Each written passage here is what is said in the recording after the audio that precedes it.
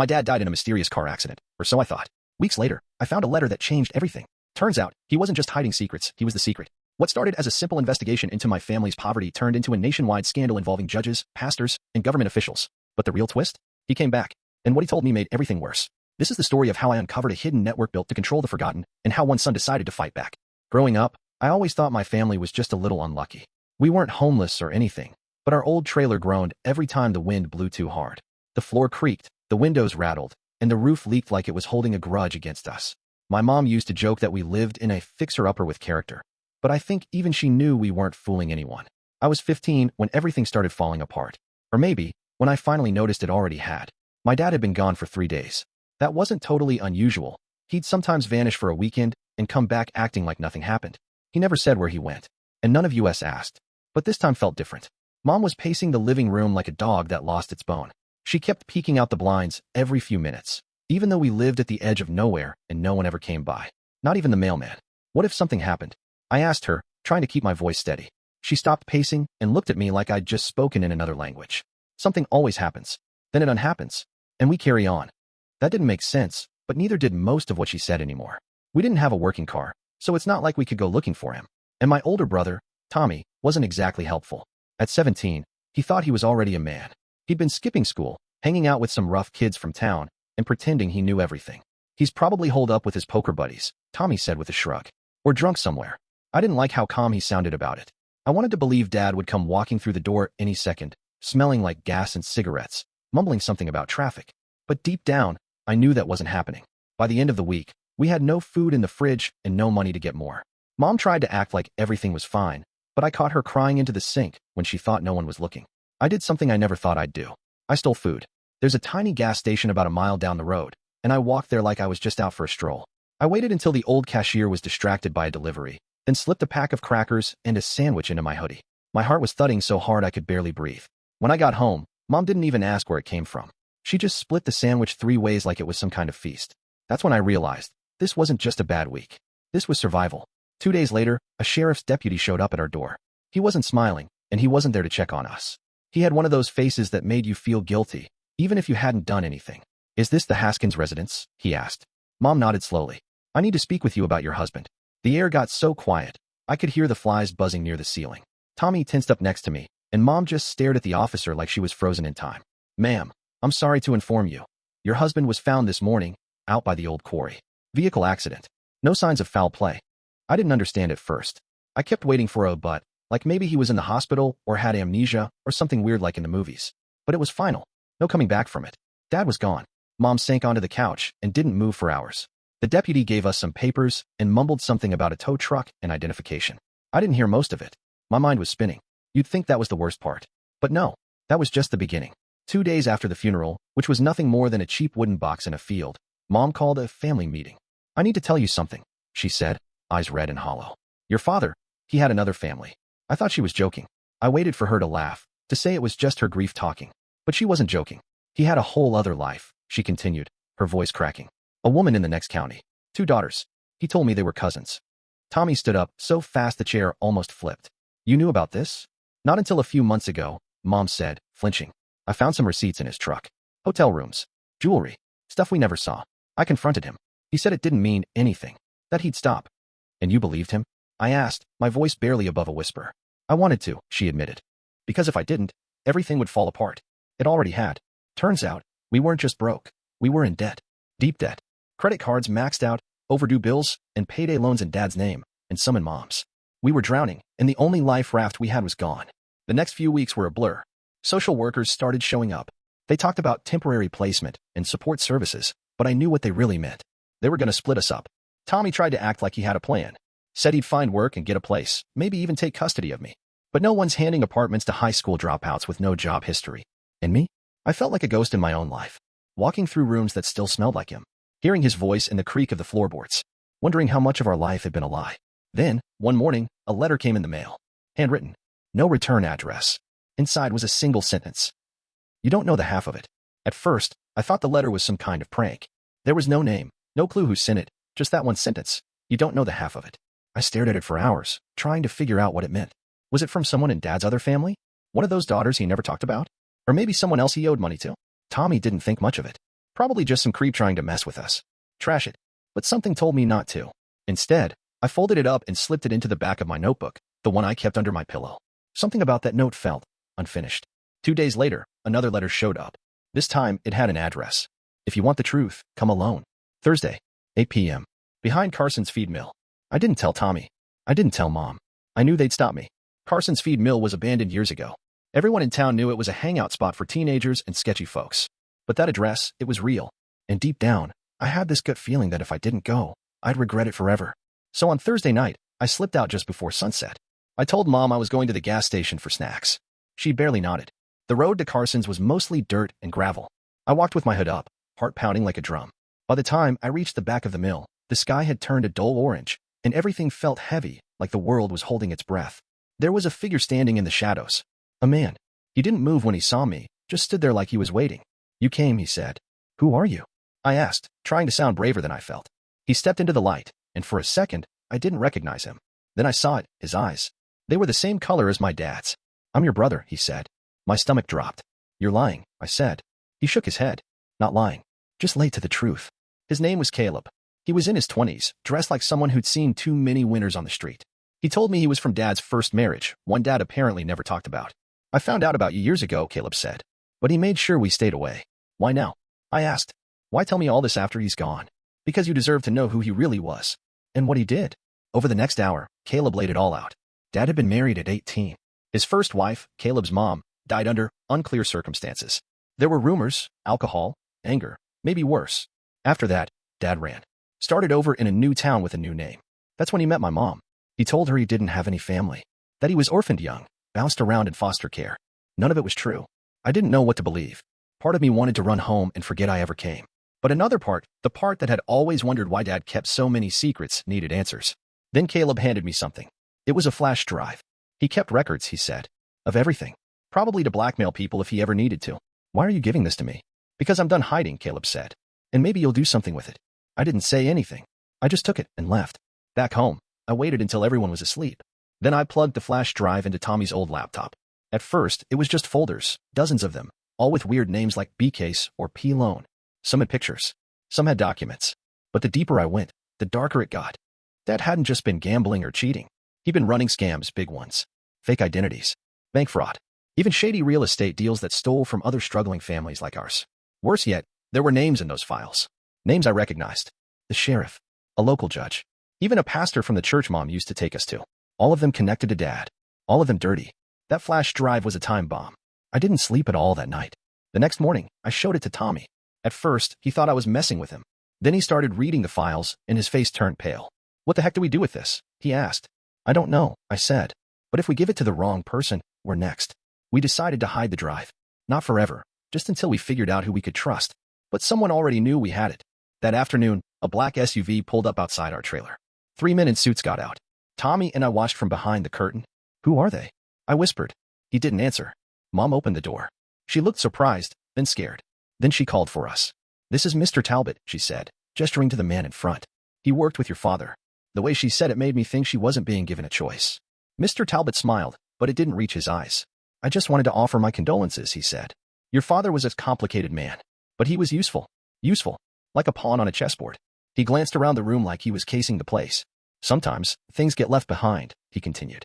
Hard drives. Documents. I just wanted to check in case anything turned up. Tommy stepped in front of me, protective. Nope. Nothing here. Mr. Talbot nodded slowly. If something does turn up, I hope you'll bring it to me directly. Things can get messy when they're in the wrong hands. Then he handed Tommy a business card. As they left, I saw one of the other men glance back and look directly at me. He knew. They all did. That night, I couldn't sleep. I kept thinking about the flash drive, Caleb, the SUV, the warning. All of it felt like the edge of something bigger, something dangerous. I wanted to believe that exposing the truth would fix everything. But now I was starting to wonder. What if telling the truth was the most dangerous thing I could do? After that visit from Mr. Talbot and his silent crew, things started feeling off. People I'd never seen before started hanging around the neighborhood. Strange cars idled a little too long near our trailer. Lights flicked off the second I looked out the window.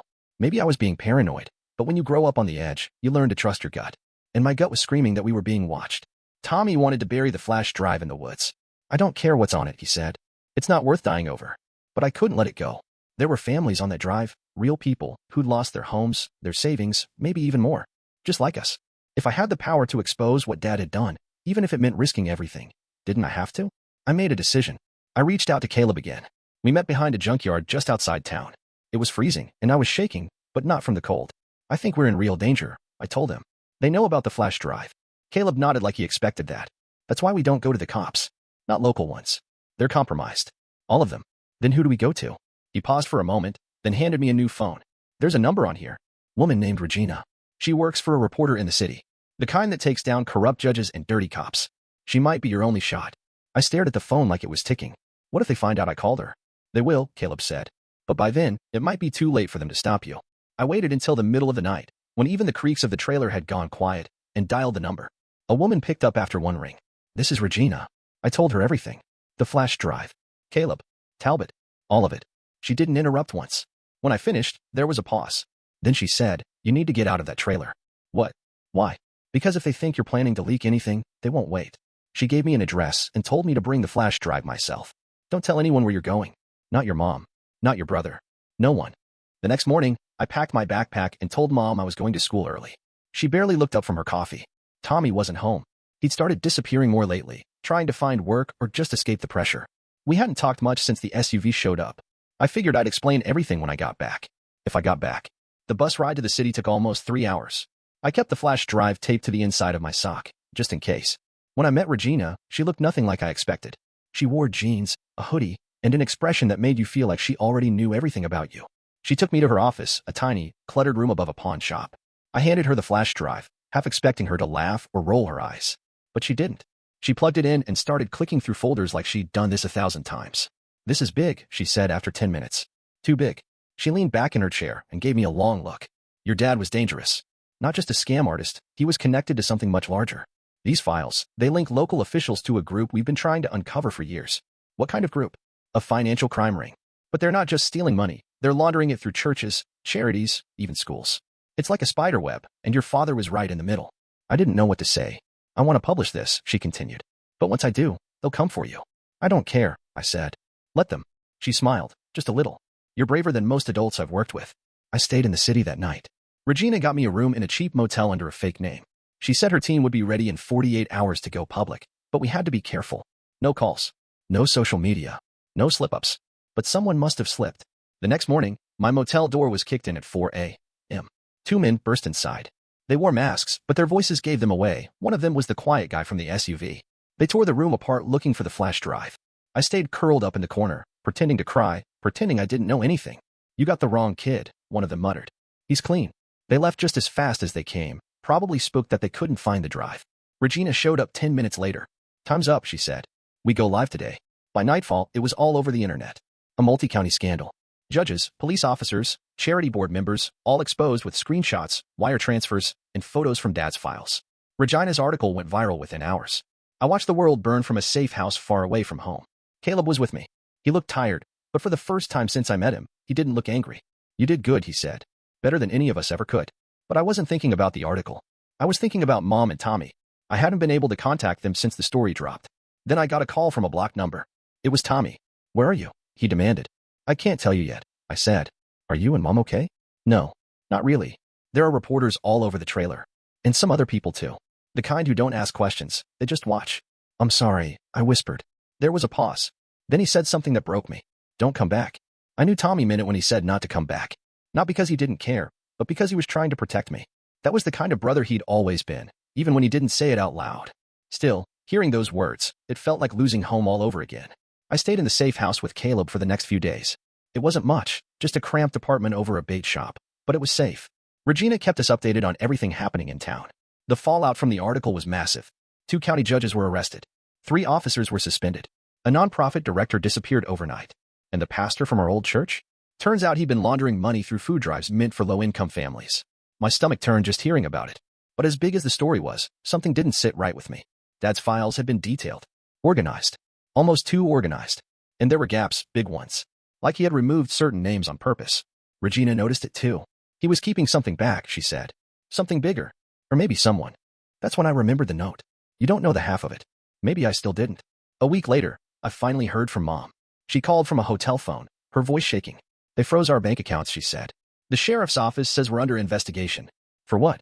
I don't even know. I'm sorry, Mom. You shouldn't have dug it up, she snapped. You should have let the past stay buried. I didn't say anything. I couldn't. I don't know who your father really was, she whispered. But I don't think we've seen the worst of it yet. Then she hung up. That night, Caleb sat me down. I wasn't honest with you, he said. There's more. Of course there was. He handed me a worn leather notebook, Dad's journal. The one he said he burned years ago. But apparently, he didn't. I found this hidden in his garage after he died, Caleb said. Didn't know what to do with it until now. The journal was filled with dates, locations, names I didn't recognize, but also notes that sounded like guilt. One entry stood out. If anything happens to me, it won't be because of the cops or the debt. It'll be them. The ones I used to work for. I took something they want back. That sent chills down my spine. What did he take? I asked Caleb. He shrugged. That's the part one haven't figured out. We spent the next few days going through the journal, cross-referencing it with files from the flash drive. That's when we noticed a pattern. Every time Dad changed jobs, towns, or aliases, there was a payout. Always the same amount, $200,000. Paid in cash. Off the books. No paper trail. It wasn't gambling money. It wasn't savings. It was hush money. He was being paid to keep quiet. But about what? Caleb and I made the mistake of trying to dig deeper. We visited one of the warehouses listed in the journal, a storage facility on the edge of a shipping yard. The place looked abandoned. Graffiti on the walls. Broken glass in the windows. But it wasn't empty. There were people there. And they weren't surprised to see us. We didn't even make it halfway across the lot before two men in black coats stepped out from behind a dumpster, blocking our path. You're trespassing, one of them said. We're just looking for something, Caleb replied. I bet you are. The man took one step closer. You think this is some kind of game? Your father got in over his head. Don't make the same mistake. Caleb and I backed away slowly, hands raised. We made it back to the car without getting followed. But I couldn't stop shaking the entire ride home. This was bigger than anything I imagined. This wasn't just about Dad's scams. This was about something he knew. Something dangerous. Regina called that night. There's something you need to see, she said. She emailed me a document, an internal memo from a corporate server linked to one of the charities Dad had worked with.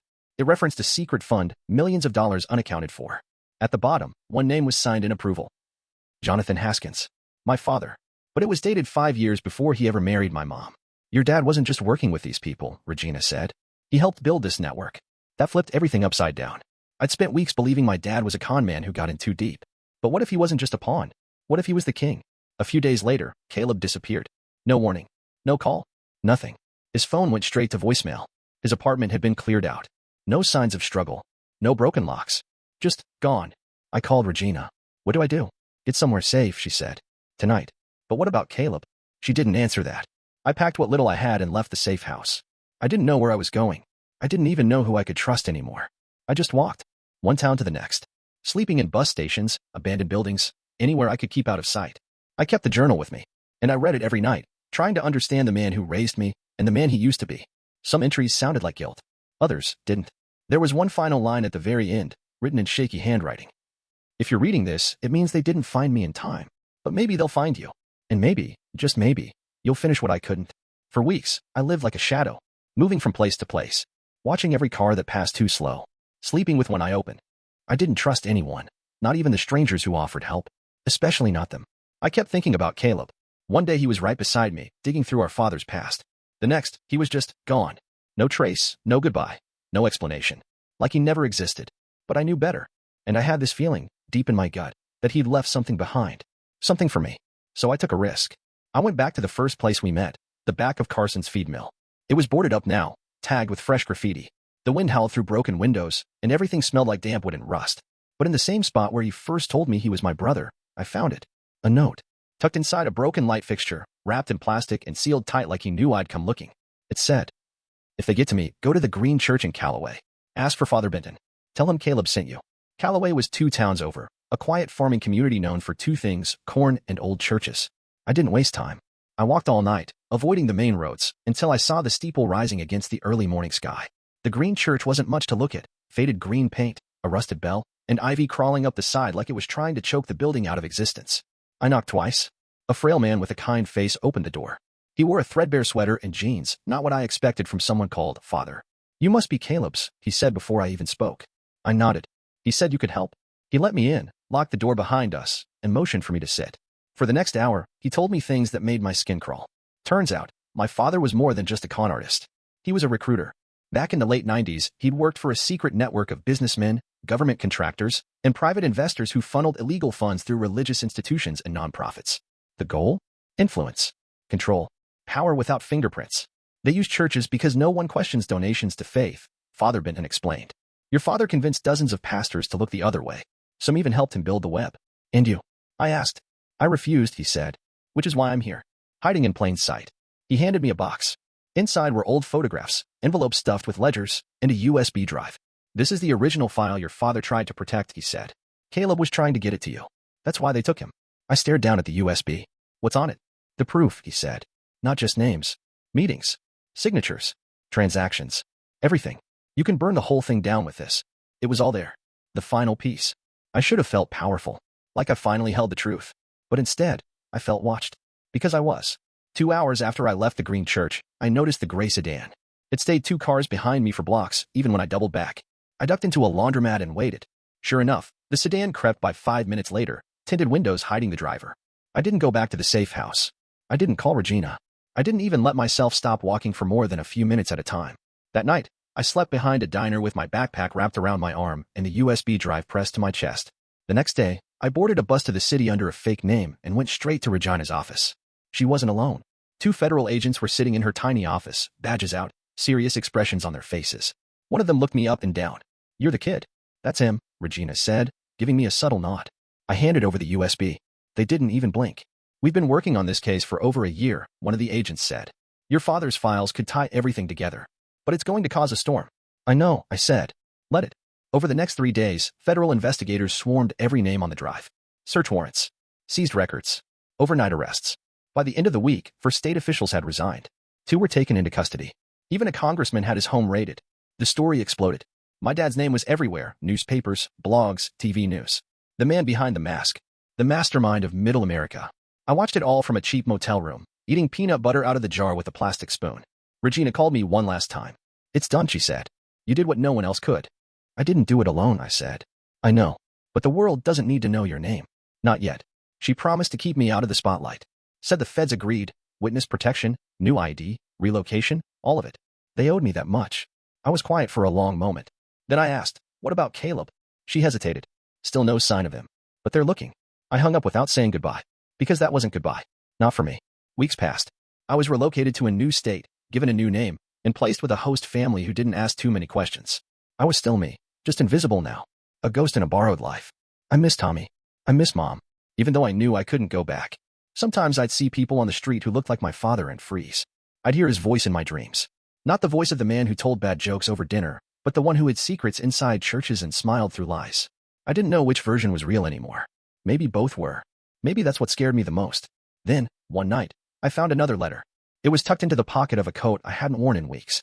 Folded small, with no name. Just 5 words. He's still out there. See. When I read that note, he's still out there. See, I didn't move for a long time. I just stood there, staring at it, like it might disappear if I blinked too hard. My heart thudded in my ears, and my hands wouldn't stop shaking.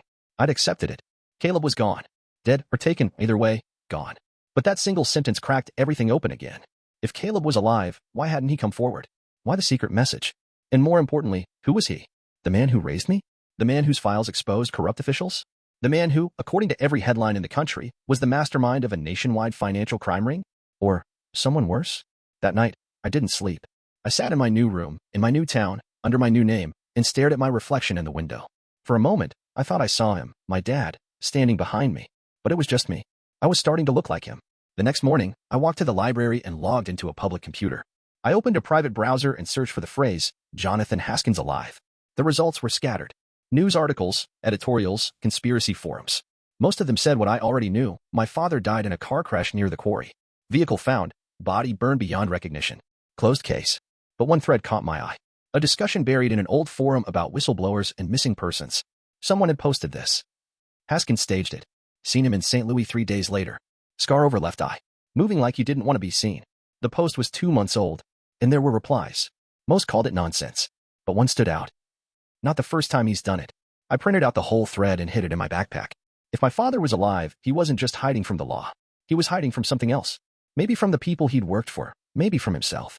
I decided then, I had to find him. Not because I wanted answers. I didn't expect some emotional reunion. No, I'm sorry, or I love you. I just needed to look him in the eyes. And ask, why? I contacted Regina. She wasn't happy. You have a clean record now. A future. You're safe. Don't throw it away chasing ghosts. What if he's not a ghost? I said. What if he's still out there pulling strings? There was a pause on the line. You really think he'd let all this fall apart unless he wanted it to? I asked. Regina sighed. You're starting to sound like him. Maybe I am. It took me 2 weeks to track down the man who posted that St. Louis sighting. His username led to a burner email, which eventually led to a junkyard outside the city limits. His name was Everett. He lived in a broken-down camper surrounded by rusted car parts and old tires. Paranoid? Definitely. But he knew things. Things about people like my dad. You sure you want to dig into this, kid? He asked, squinting at me through smoke from his cigarette. Some truths ain't made for daylight. I just need to know if you saw him. Everett nodded. Saw him clear as day. Walked right past me like I was invisible. Scar under his left eye. Limp in his right leg. He looked tired. Mean. Like someone who's running from his own shadow. Did he say anything? Just one thing. He looked at me, then whispered, it was never supposed to be you. Then he vanished into the alley. My blood ran cold. Those words. They felt like they were meant for me. After that, the trail went cold. No more sightings. No more notes. But I couldn't shake the feeling that I was still being watched. Some nights, I'd catch glimpses in the corner of my eye, shadows that moved wrong, cars that circled the block twice, the flicker of a lighter in the trees behind the house. I started writing everything down. Not just what I saw, but how I felt. What I remembered. What Caleb had told me. What Regina had found. I built a wall of notes in my closet, trying to piece it all together like some kind of conspiracy board. Strings, arrows, photos, maps. It was starting to feel like obsession. But one night, I noticed something I hadn't before. Every time my dad changed identities, every time he ran, there was always a hospital nearby. Not clinics, hospitals. Big ones. Specialized. Mostly mental health or neurological research centers. Why? What was he doing near those places? Then I found it, an old file, buried in one of Regina's leaked archives. A name, Project Greybird. It was redacted to the point of nonsense. But there were 2 phrases that weren't blurred. Behavioral reprogramming. Identity isolation. I brought it to Regina. She looked like she'd seen a ghost. You found Greybird? She asked, voice barely above a whisper. Where? In the flash drive's backup folder. It wasn't labeled. She didn't speak for a moment. Then, that project was supposed to be buried. What is it? She hesitated. A psychological operation. Started as military-funded research. Supposed to help soldiers with trauma break down identity, rebuild it stronger. But it got twisted. And you think Dad was involved? She didn't answer. But I already knew. That night, I sat alone on the back steps of the house. The wind was cold, and the stars looked like they were holding secrets. And then I heard it. Footsteps. Slow. Purposeful. I turned my head, and there he was. Older. Thinner. Scar under his eye. Gray in his beard. But it was him. My father. He looked me in the eye like we were just picking up a conversation from years ago. You've done well, he said. I didn't answer. Better than I expected. I stood up, fist clenched. Why are you here? To see if you're ready. For what? He stepped closer, shadows wrapping around his face. For the truth. He stood no more than 6 feet from me. The man who disappeared from my life in a burnt-out truck. The man I buried in a pine box without knowing if it was really him inside. The man I exposed to the entire world. Now here he was. Alive. And calm. Too calm. I wanted to scream, to demand answers, to swing at him with every ounce of pain he left behind. But I froze. You look like her, he said softly. Your mother. Don't, I growled. He nodded. Fair enough. I couldn't figure out what shook me more, the fact that he was alive, or that he acted like none of this was strange. Why? I asked. Why fake your death? Why lie about everything? Why put us through all that? He looked down at his hands like he wasn't sure how to start. Because I was running out of time, he said. And I needed the world to stop looking. That makes no sense. It will, he said. If you're willing to listen. We went for a walk. Not because I wanted to, but because part of me needed to know. I had come this far. Survived this much. If I turned away now, I'd always wonder what truth I missed. He led me through the woods behind the house, along an old overgrown trail. Everything you've uncovered about me, he said, was meant to be found. I stopped walking. What? The flash drive. The journals. The paper trail. All of it. I planted every piece. Why would you do that? To expose the system. The network I helped build. So, you're some kind of whistleblower now? He turned toward me, his eyes serious. No. I'm the architect. But I'm also the only one who realized too late that I built a machine that couldn't be turned off. He told me everything. How he got recruited young, right out of the military. Bright. Strategic. Ruthless when needed. He was perfect for Greybird. At first, it was just data collection, behavioral studies, infiltration of nonprofits to test influence strategies. But it grew. The people funding it weren't just military.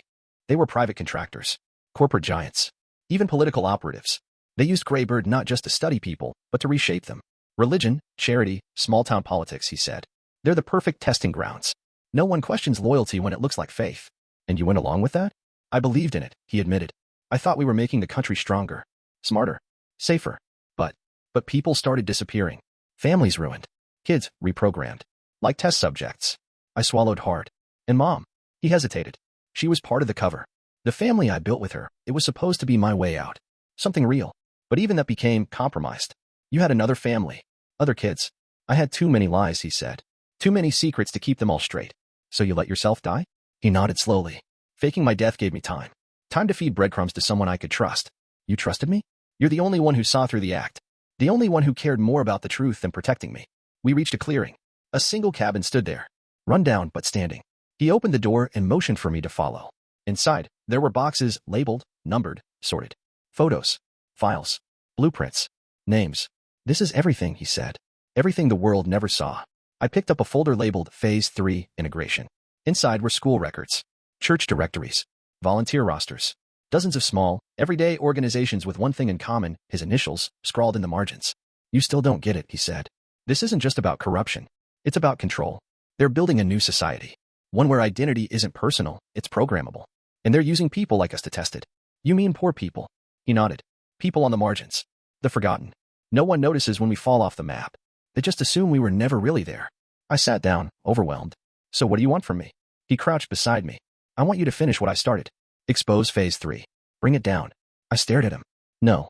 I already lost everything once. I'm not losing it again. You already lost it, he said. But you can still make it mean something. I didn't sleep that night. I stayed in the cabin, flipping through pages and trying to make sense of it all. My head throbbed. My chest felt like it was holding back a storm. I thought of Tommy, of Mom, of Caleb. I thought of every night I cried myself to sleep wondering what went wrong with my family. And now I knew. Everything we lost wasn't an accident. It was a test. In the morning, I woke to an empty cabin. He was gone again. But this time, he left something behind. A burner phone, a key, and a note. You have two choices. Run or rise. I chose the second. I contacted Regina, told her everything. Sent her photos of the documents, videos of the files, coordinates of hidden bunkers, and names of people in charge of Greybird's next phase. She didn't say much. Just one sentence. Get ready. The fire's coming. 2 days later, the news broke again. Even bigger this time. Senators, CEOs, military advisors. Names that shook the country. They called it the largest domestic surveillance conspiracy in U.S. history. And at the center of it all, a man they thought was dead, and the son who made sure he wasn't forgotten. I didn't go home. I didn't change my name back. But I started over. Not to hide, but to build something that couldn't be erased. I started a foundation. Not for victims. For survivors. Kids like me. Like Caleb. Like the hundreds of names buried in Dad's files. We gave them new names. New lives. And, finally, a voice. Sometimes I still wonder where he is. If he's watching the fallout from the shadows, proud or regretful. Maybe both. But every time I walk past a kid who used to be afraid of their own name and see them smile, I know why I did it. Why I had to do it. Because in the end, I wasn't just uncovering the truth. I was breaking a cycle. The end.